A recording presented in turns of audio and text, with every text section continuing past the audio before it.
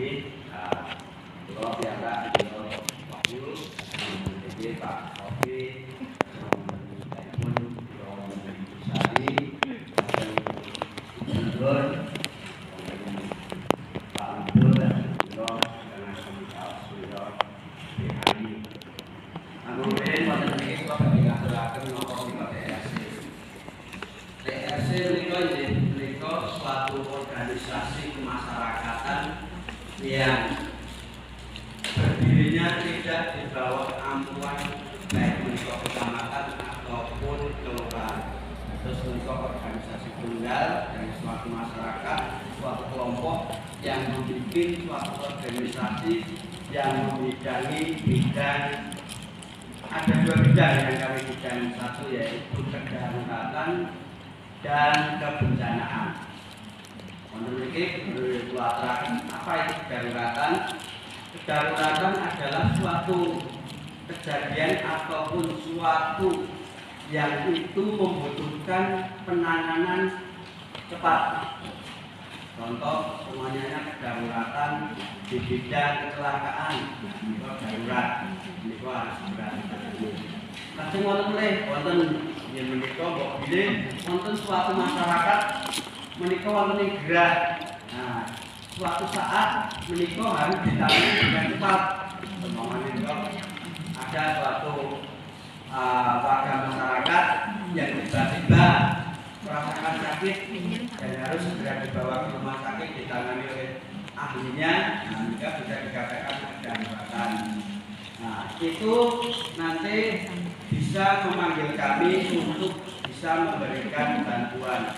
Bantuan yang kita lakukan apa? Bantuan yang kita lakukan adalah datang ke tempat kejadian atau rumah suatu pasien, kita menanyakan kondisinya bagaimana, untuk selanjutnya kita membawa ke rumah sakit. Kenapa Pak tidak ditangani sendiri? Yang perlu kita sampaikan kepada Bapak dan Ibu pengabdian Bapak Indonesia di sini kita hanya sebagai tim rescue. Apa itu tim rescue? Tim rescue itu jadi orang yang pertama kali datang dan menolong. Jadi sifat kita hanya sebagai penolong pertama, bagaimana cara mengkondisikan. Untuk selanjutnya itu sama dari pihak rumah sakit yang untuk mengobatinya atau dimedis. Lanjut yaitu tadi wonten bidang kebencanaan. Nah, bencana menika pun dibagi-bagi, ada bencana alam, ada bencana human error, ada bencana sosial. Kalau bencana alam apa? Bencana alam juga ada kejadian meletus, gempa bumi, angin puting beliung, banjir, itu maksudnya di bencana alam. Lanjut bencana meneror juga dia bencana yang diakibatkan oleh kelalaian manusia. Antara lain apa? Satu, kebakaran. Kebakaran ini adalah sifatnya bencana yang ditimbulkan oleh kelalaian manusia, kompor dari listrik atau apapun itu sifatnya menyebabkan kebakaran ataupun kebencanaan. Lanjut ada satu lagi yaitu bencana sosial. Apa itu bencana sosial? Bencana sosial itu marak saat itu juga kenakalan remaja itu. Nah, kenakalan remaja itu masuk lebih ke bencana sosial. Tapi dalam hal ini kita tidak menangani dalam hal bidang kebencanaan sosial. Nah, dalam hal itu sama dalam kebencanaan ini nanti materinya akan kita bagian. Nanti dari Pak Robi akan menyampaikan bagian kebencanaan. Lanjut nanti ada setelah itu nanti ada lagi satu materi yang akan disampaikan oleh Mbak Aini, itu adalah penanganannya. Nah, Pak dari saya sebenarnya untuk memberikan apa itu bencana apapun, lanjut nanti dilanjutkan Pak Robi. Ini apa bencana itu antaranya tadi ada bencana alam dan satu ada bencana meteor, itu nanti akan disampaikan oleh Pak Robi sebagai tugasnya. Lanjut nanti setelah seumpama dalam kejadian kebencanaan itu terjadi luka ataupun menimbulkan korban yang itu sifatnya hanya ringan, bagaimana cara menanganinya ataupun mengobatinya nanti akan disampaikan oleh Mbak Ini. Begitu Ibu-ibu dari saya, lanjut akan disampaikan materinya di bidang kebenaraan oleh Pak Agus waktu dan Pak saya sampaikan dulu. Terima kasih Pak Maki. Assalamualaikum warahmatullahi wabarakatuh. Saya perkenalkan, nama saya Romi Kurniawan. Saya tinggal di wilayah Dayu. Dulu saya asli dari Ambaran Karawang di Ngawi Tengah. Sekarang saya menetap di wilayah Dayu. Di DRC Gamping saya sebagai koordinator lapangan untuk bidang water rescue dan di TRC juga sendiri dibagi beberapa bidang, ada jungle rescue, ada tank rescue dan water rescue juga. Di sini kami satu tim ini sebagai tim evakuasi, jadi tim evakuasi yang ada di saat nanti terjadi kedaruratan. Ini kami menerangkan tentang bencana tadi sudah disinggung dengan Pak Wahyu bahwa kebencanaan itu ada beberapa macam ya, seperti bencana alam, bencana non alam dan bencana sosial. Nah, bencana alam itu juga bermacam-macam itu. Jadi banyak sekali bencana alam. Itu seperti gempa bumi, banjir, angin puting-beliung, itu masuk bencana alam. Untuk bencana non alam banyak juga terjadi seperti kebakaran, kelalaian dari manusia, terus kebocoran bahan-bahan kimia, itu termasuk bencana non alam. Yang seperti kemarin beberapa tahun yang lalu terjadi COVID, itu masuk bencana non alam. Dan ada lagi bencana sosial. Bencana sosial sangat marak sekarang yang ada di Kota Jogja, kenakalan remaja, karena anak-anak remaja yang sekarang masih labil dalam pemikiran sehingga dia kurang nyaman, baik kurang nyaman di keluarga ataupun di lingkungan, sehingga dia mencari kenyamanan di luar yang pergaulannya salah. Nah, itu juga termasuk bencana sosial. Untuk kita dari TRC tidak menangani tentang bencana sosial, cuma kita secara langsung mengedukasi untuk anak-anak yang tertangkap oleh kepolisian. Jadi kita sering mengedukasi anak-anak sehingga anak-anak itu bisa kembali ke keluarga, bisa nyaman di lingkungannya. Itu kita sering dengan edukasi dengan anak-anak yang berkeadaan salah. Untuk bencana alam sendiri, saat kami kembalikan ke bencana alam, sekarang yang baru banyak diperbincangkan ya, di media sosial itu bencana gempa bumi yang akan katanya siap mengenai wilayah Jawa seperti itu. Sebenarnya menurut teori dari BMKG itu memang benar.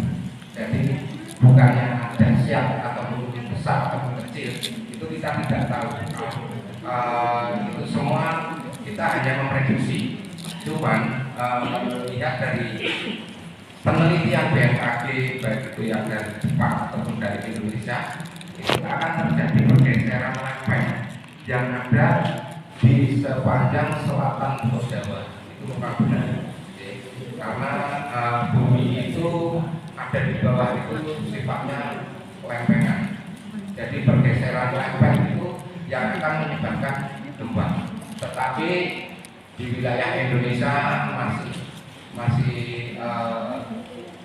tingkatnya belum tingkat seperti yang ada di wilayah negara lain. Jadi sifat gempa yang ada di wilayah Jawa ini gempanya vertikal, ya. Jadi vertikal itu goyang kanan kiri. Yang dibahayakan gempa itu kalau masuk vertikal dan horizontal. Ya, seperti yang ada di negara Turki kemarin. Itu hanya beberapa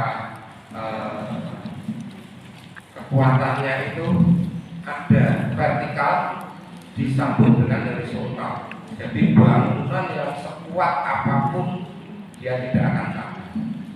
Nah, tapi di Indonesia itu masih ada di taraf standar itu gempanya gempa vertikal.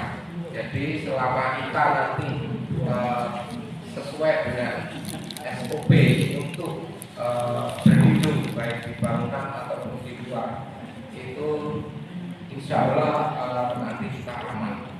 Karena gempa itu tidak membawa korban jiwa. Gempa itu tidak membawa korban jiwa. Yang menyebabkan korban jiwa itu adalah human error dari manusia sendiri. Seperti bangunan yang kurang kokoh, terus bangunan-bangunan yang mungkin dikurangi materialnya, jadi kelihatan bagus, tapi ternyata materialnya kurang bagus, kurang kokoh.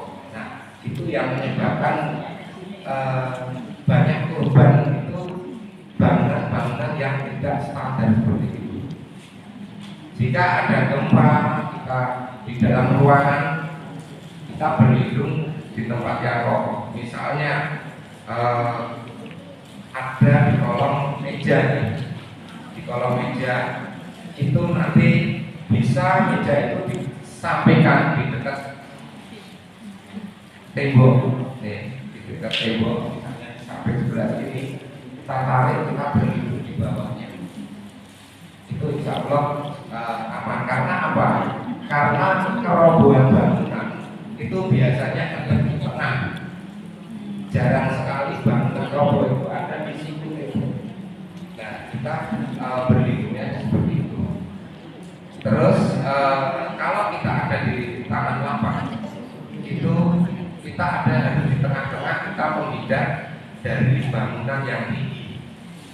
Kita lari di tengah lapang, kita menghindar dari bangunan-bangunan yang tinggi, misalnya bangunan gedung, baliho, ataupun pohon. Karena pohon itu juga pengaruh di saat gempa ada pergeseran lempeng. Pohon itu akan putus akarnya, akarnya akan putus, dia akan roboh. Begitu. Itu dari kata terjadi gempa.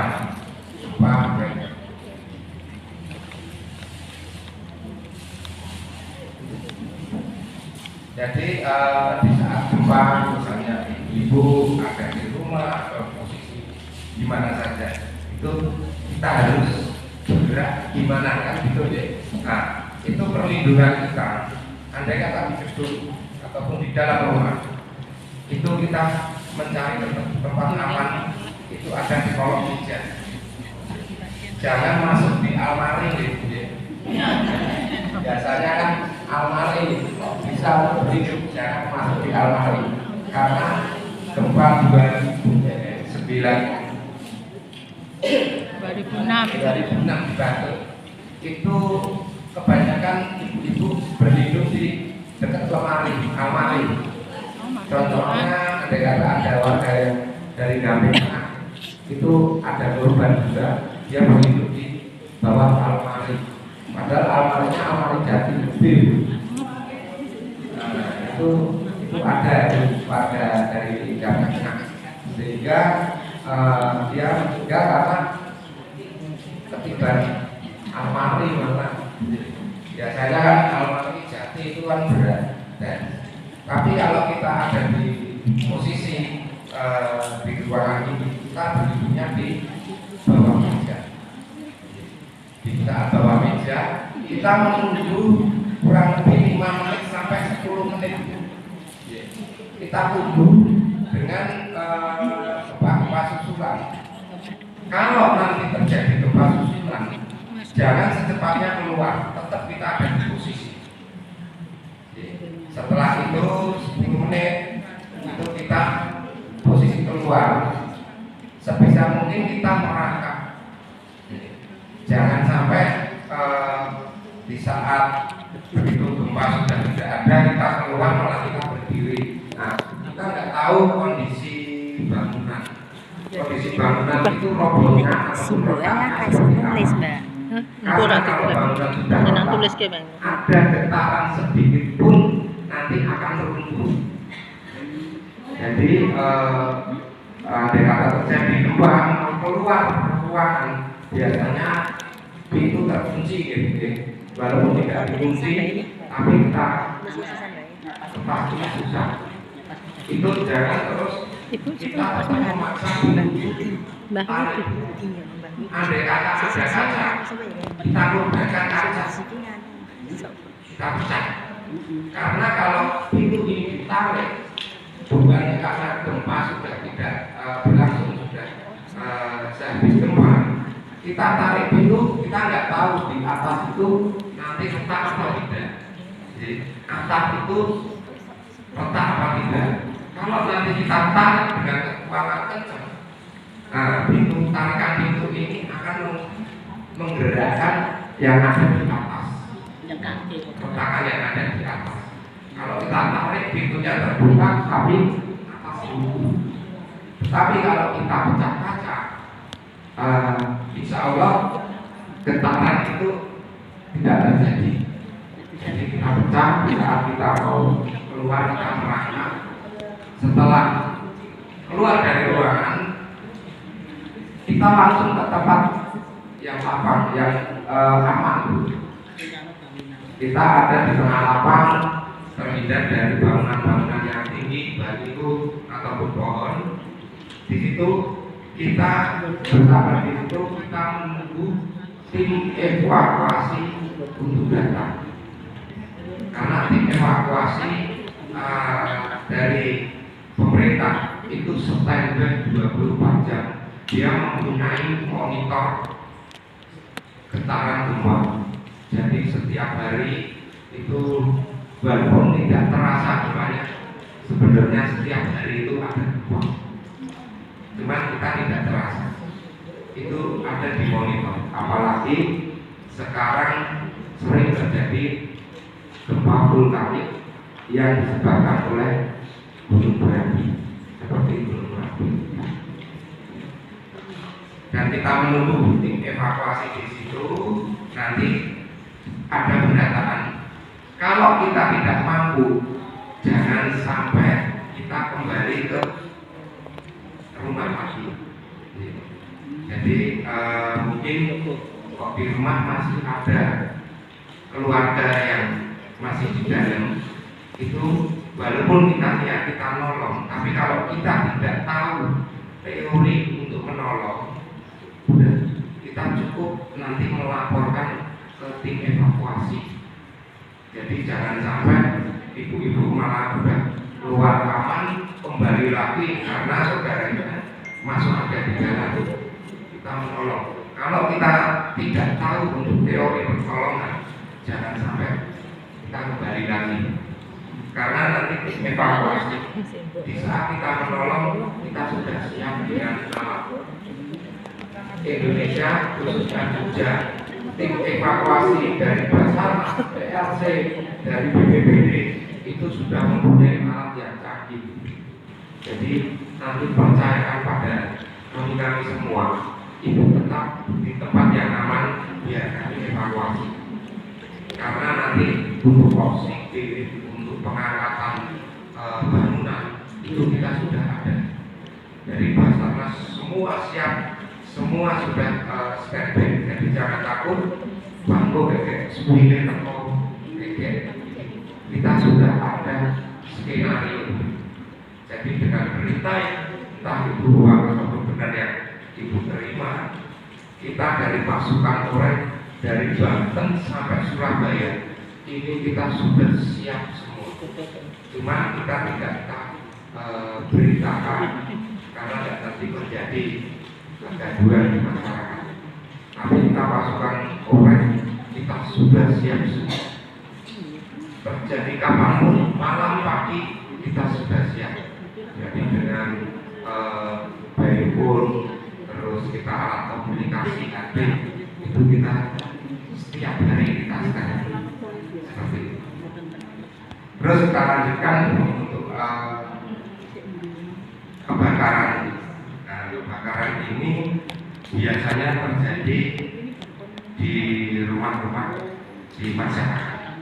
Kelalaian mematikan kompor, kelalaian mematikan mencabut stok kontak, itu juga sering menyebabkan kebakaran. Terus banyak penyebab untuk kebakaran. Apa yang kita lakukan di saat kita di dalam rumah terjadi kebakaran? Terjadi kebakaran pertama kali dalam penanganan ataupun penyelamatan pertama, kita jangan panik. Jangan panik. Memang susah. Kemungkinan kita pun sebagai pasukan Tuhan, sebagai respon evakuasi, andai kata kita mendapat misalnya evakuasi kecelakaan penanganan khusus.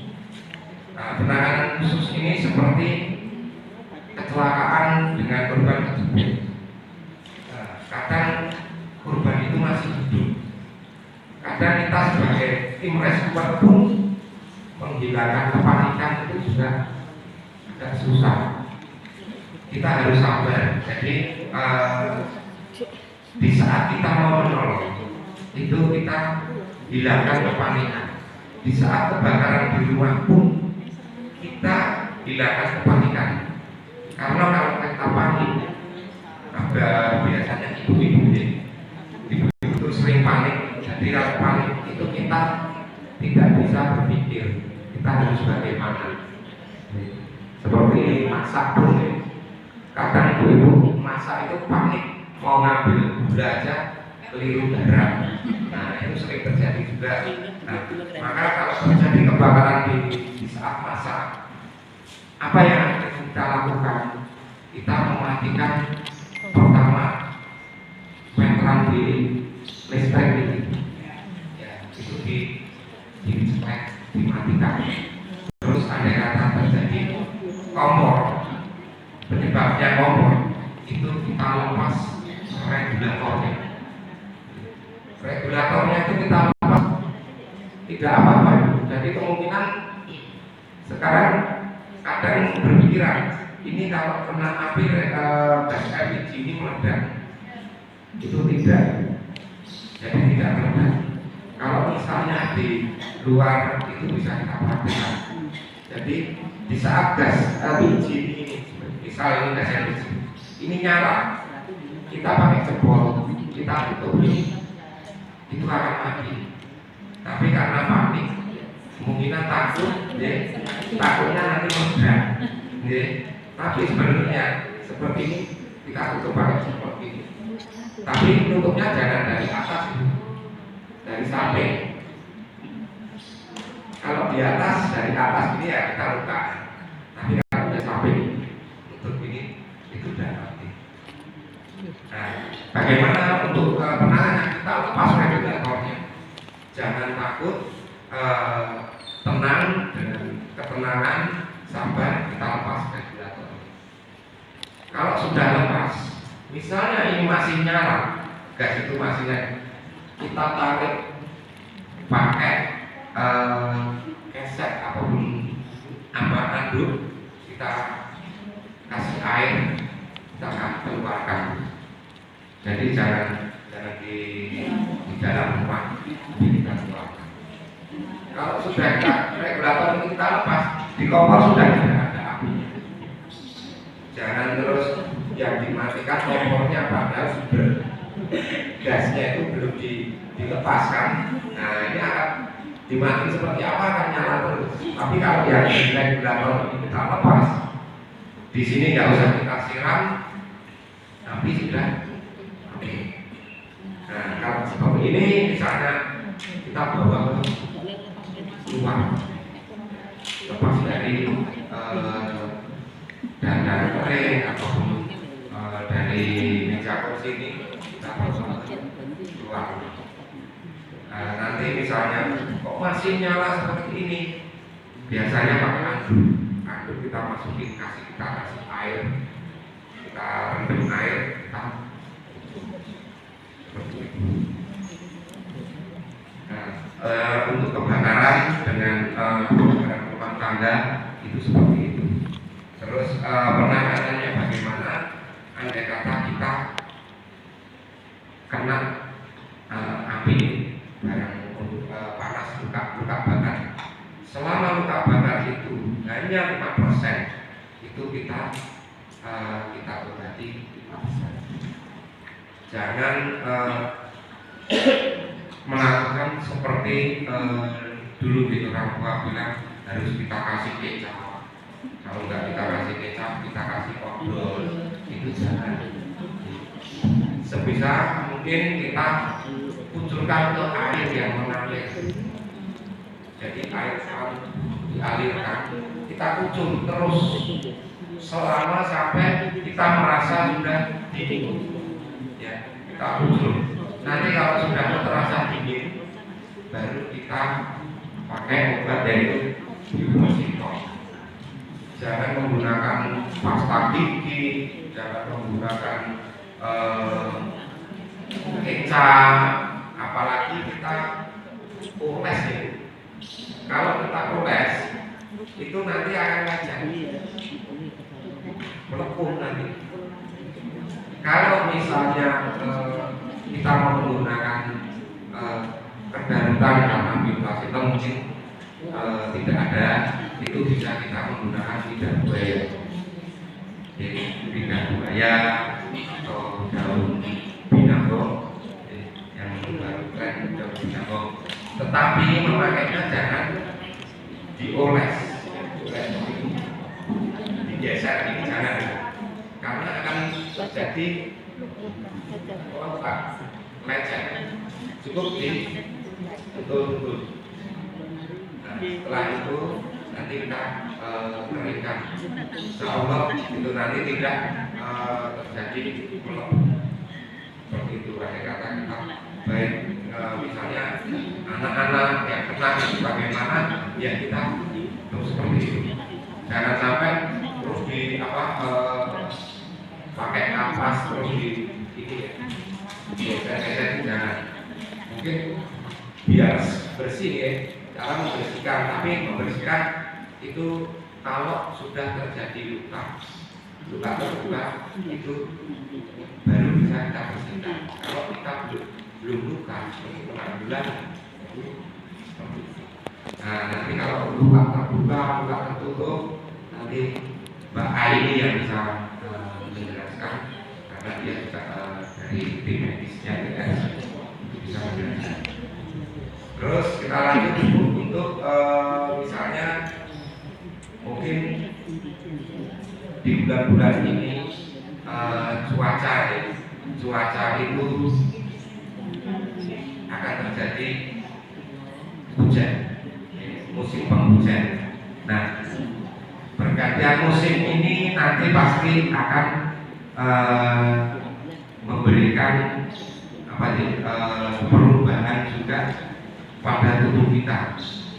Biasanya awalnya nanti banyak orang yang belum masuk angin.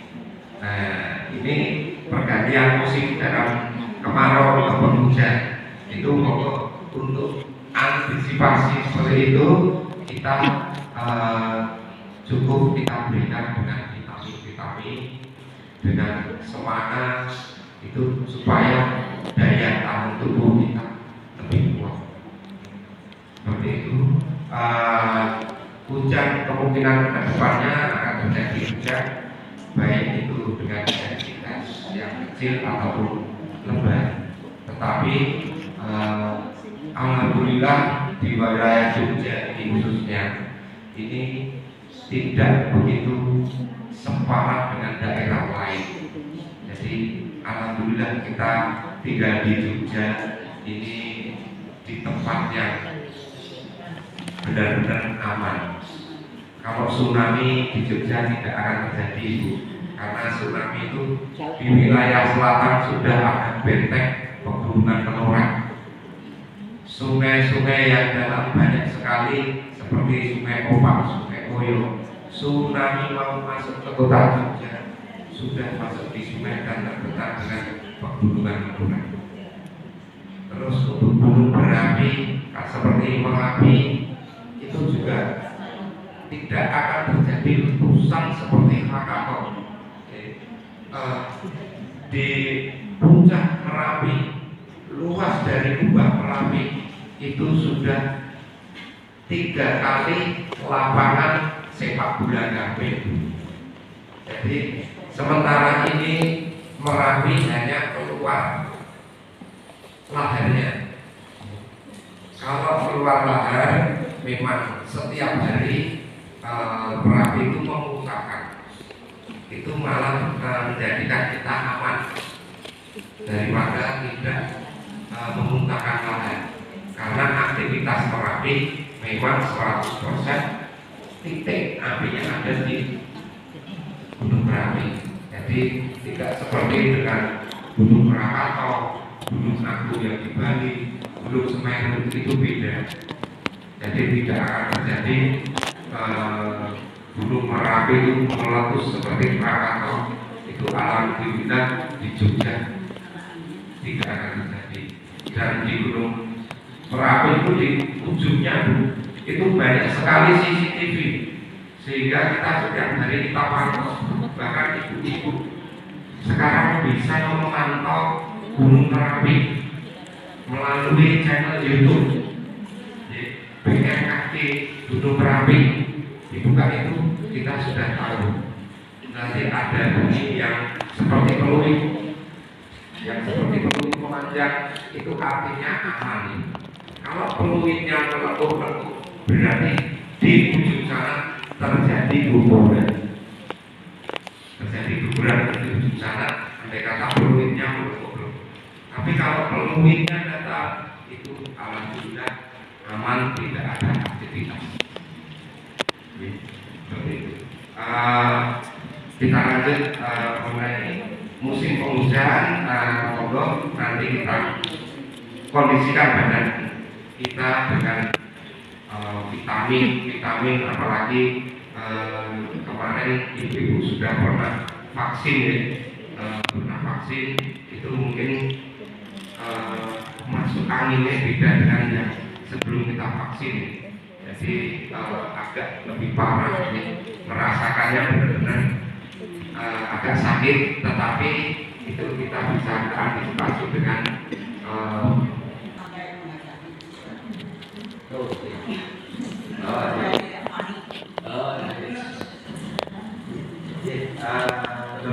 benar sekali ya Bu. Jadi tips di saat kita mengalami musibah saat bencana itu kita harus seperti apa? Harus apa yang akan kita lakukan?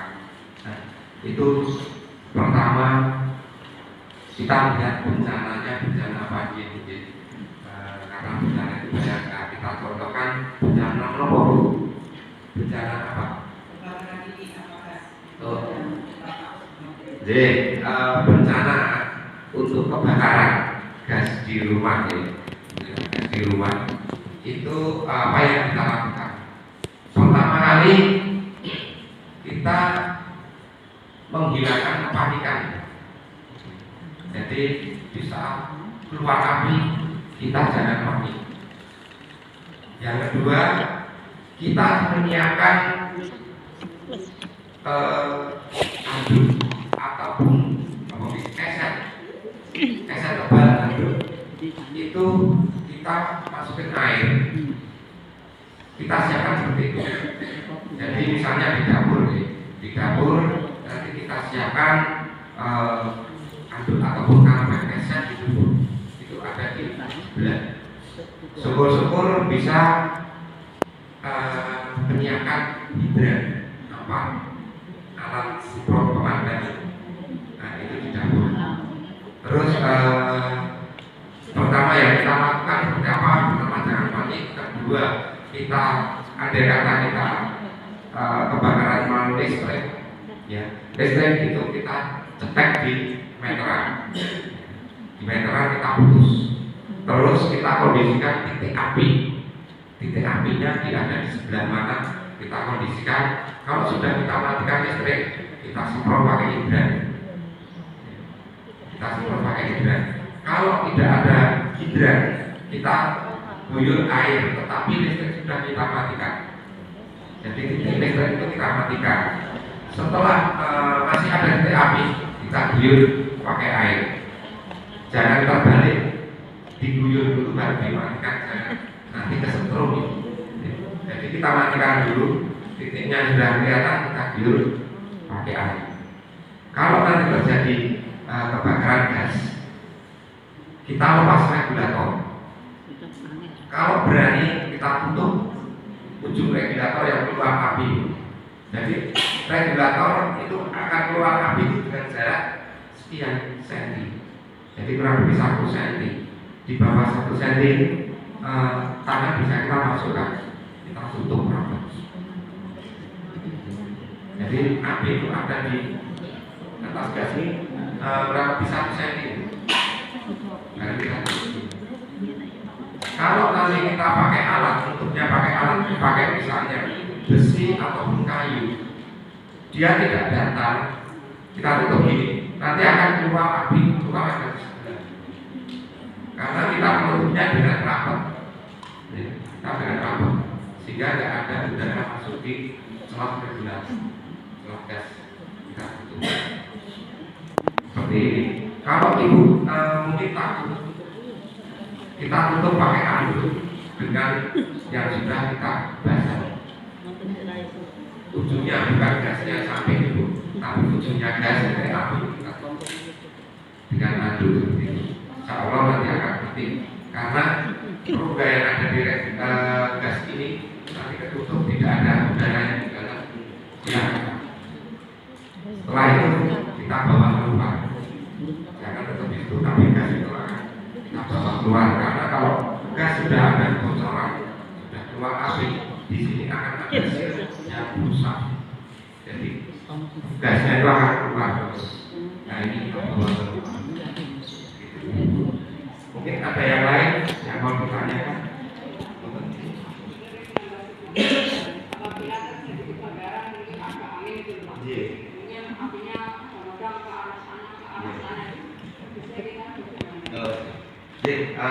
Terima kasih Ibu.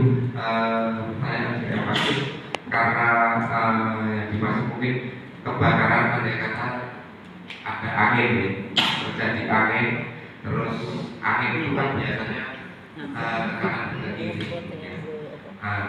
Ini tadi sudah saya sampaikan yang ada di dalam rumah, dalam rumah seperti itu. Biasanya kalau angin itu kaitannya dengan membakar sampah. Kita membakar sampah yang ada di depan atau di belakang rumah, biasanya nanti terjadi angin itu membakar api. Nah, kita bagaimana kita mematikan api yang ada di situ? Sebenarnya kita harusnya kita pakai praktek ya, karena kalau nggak praktek itu kita juga kurang jelas. Tapi ini teori mungkin bisa Ibu praktekkan nanti andai kata terjadi itu dengan menggunakan anduk Ibu. Jadi anduk tetap anduk yang tebal ataupun kain goni itu kita basiskan. Terus di saat kita menutup, kita melihat arah angin. Ya. Kalau arah angin itu dari selatan arah ke utara, kita menutupnya jangan dari utara, tapi kita dari selatan. Ya, kita tutup. Kalau kita dari utara, otomatis kita akan kena apinya itu. Nah, kalau angin itu biasanya muter. Biasanya kalau bakar sampah ada di pojokan rumah. Nah, di situ ada angin itu, angin akan muter. Baru ke sini langsung muter ke sini. Biasanya terjadi seperti itu. Nah, kita menunggu api mengarah ke atas. Jangan terus kita masih muter langsung kita tutup, itu jangan. Nanti kita nggak tahu, kita cedera sendiri. Kita menunggu api ini menuju ke atas, kan sering ya, puncak itu. Nah, lalu kita tutup anduknya itu bukan langsung ditutup ini kan, tapi kita lindungi dulu tangan kita. Ya, anduk itu seperti ini kita pasangnya, kita pelan, kita tutup. Jangan gini Bu. Kalau gini kita nutup, nanti kalau yang kita tutup kebablasan, dia akan keluar dari bawah. Api itu akan keluar dari bawah. Nah, kita dari sini kita tutup. Nah, seperti itu. Jangan asal dilempar. Kalau dilempar itu nanti ada saat hancur atau bodi basah ini dia akan bawa angin. Nah, ini akan keluar. Apinya akan keluar mengenai kita. Nah, kita pelan, jangan panik. Seperti itu. Itu kebakaran darurat. Nanti kalau kebakaran sudah merembet, Ibu jangan panik, selamatkan. Pertama yang kita selamatkan surat-surat penting. Surat-surat penting itu kita selamatkan dulu.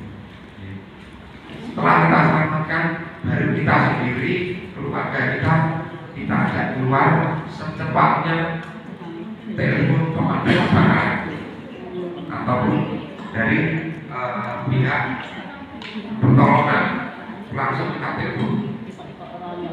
Jangan sampai Ibu nanti rekane alat memadamkan api, tapi dengan posisi api sudah besar, itu malah celaka sendiri.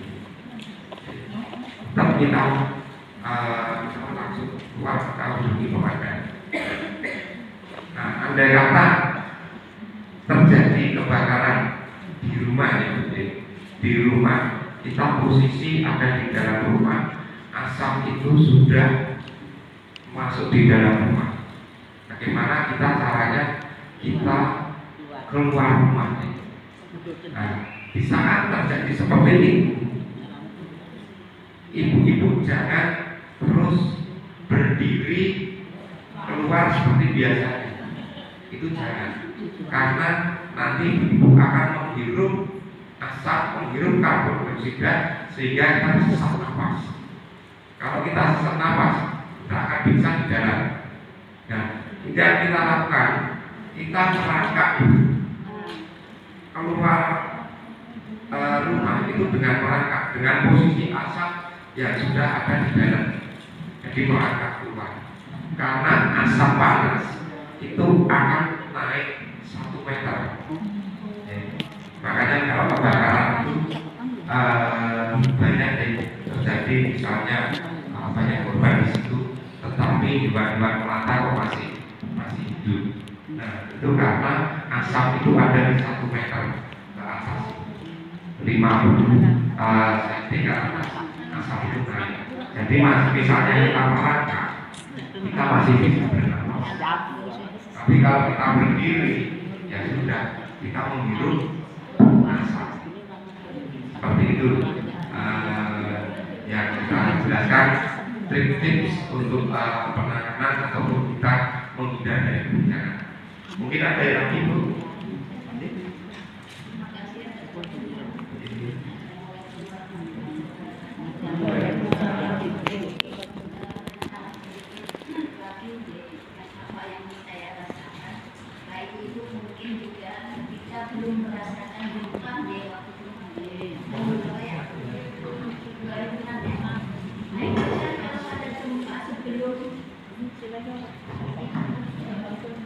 Sebelum gempa itu kan kita kalau ada gempa kecil-kecilan kan cuek ya Bu ya. Tapi begitu kita setelah merasakan gempa yang kemarin begitu dahsyat, itu kok walaupun misalkan hanya kayak kemarin Sekretaris Kecamatan, Sekretaris saya ingat itu pengajaran buat kepala menghilangkan trauma itu gimana caranya setelah kejadian itu karena kami rasakan ketakutan karena pengalaman yang berupa dan saya minta tipsnya untuk menghilangkan trauma ini.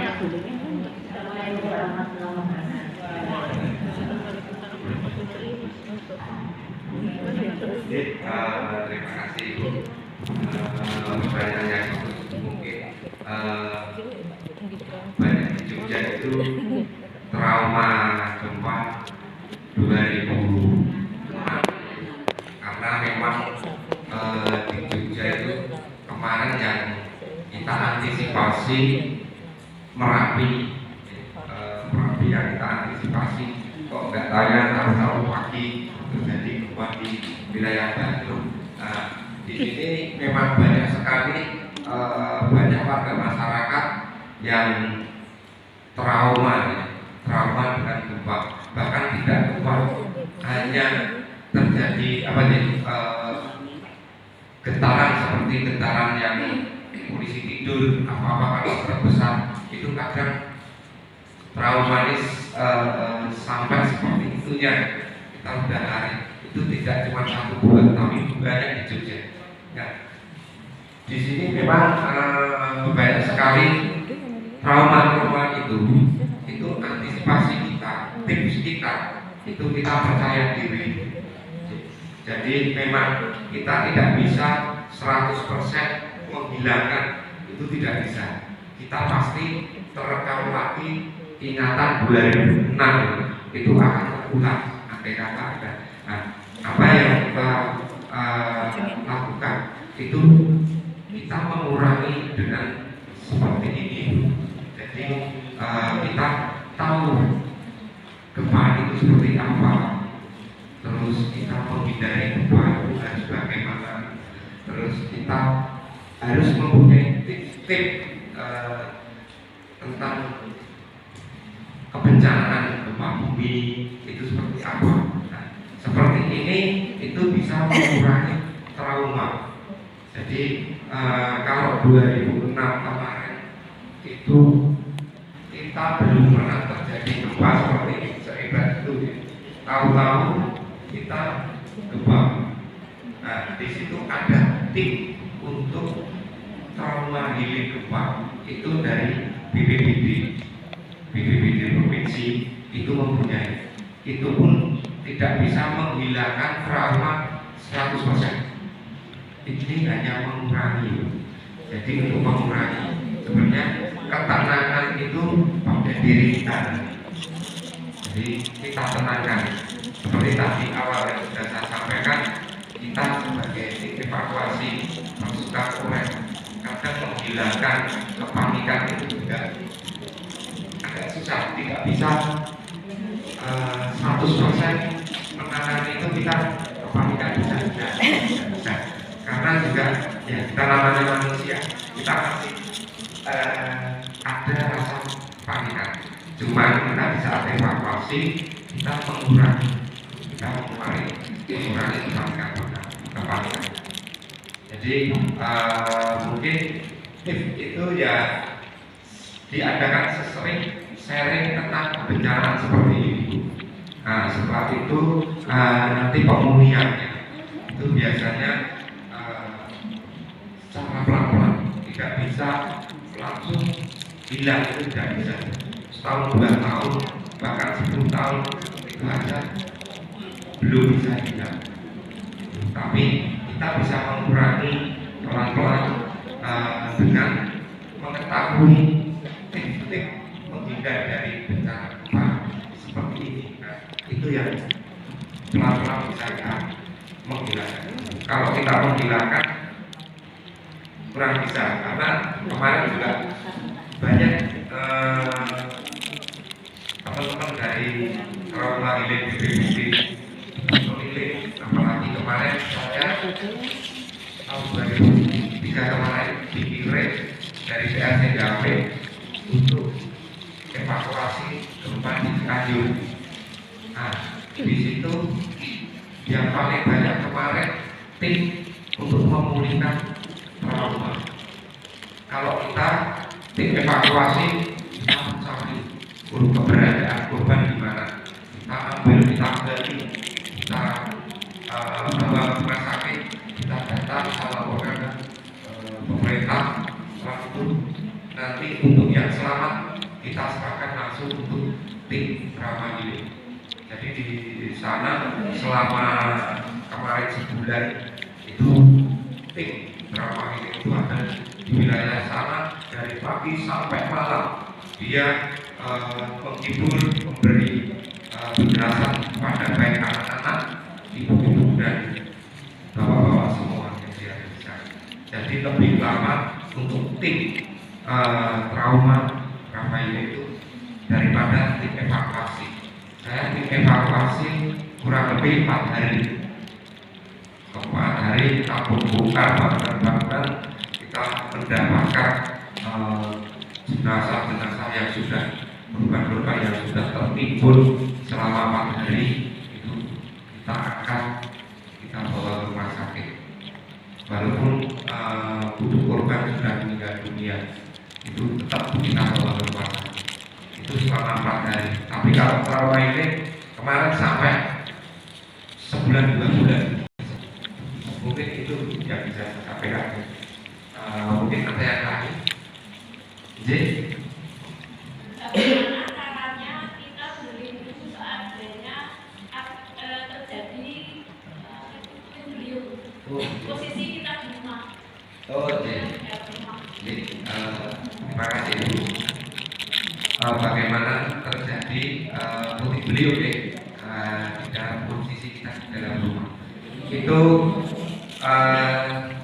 mungkin kedepannya akan banyak sekali angin dengan intensitas hujan yang lebat itu biasanya disertai puting beliung. Apa yang akan kita lakukan? Nah, yang kita lakukan pertama, posisi kita di dalam rumah, kita tutup pintu dan jendela karena fungsinya andai kata ada angin masuk itu tidak membawa serpian-serpian dari luar, misalnya serpian benda tajam, kaca, terus logam, jangan sampai masuk di dalam rumah. Nah, kita posisi di dalam rumah itu dengan tenang, kita ada berlindung di pojokan, jangan ada di tengah-tengah rumah. Misalnya kita ada di kamar, kita ada di pojokan seperti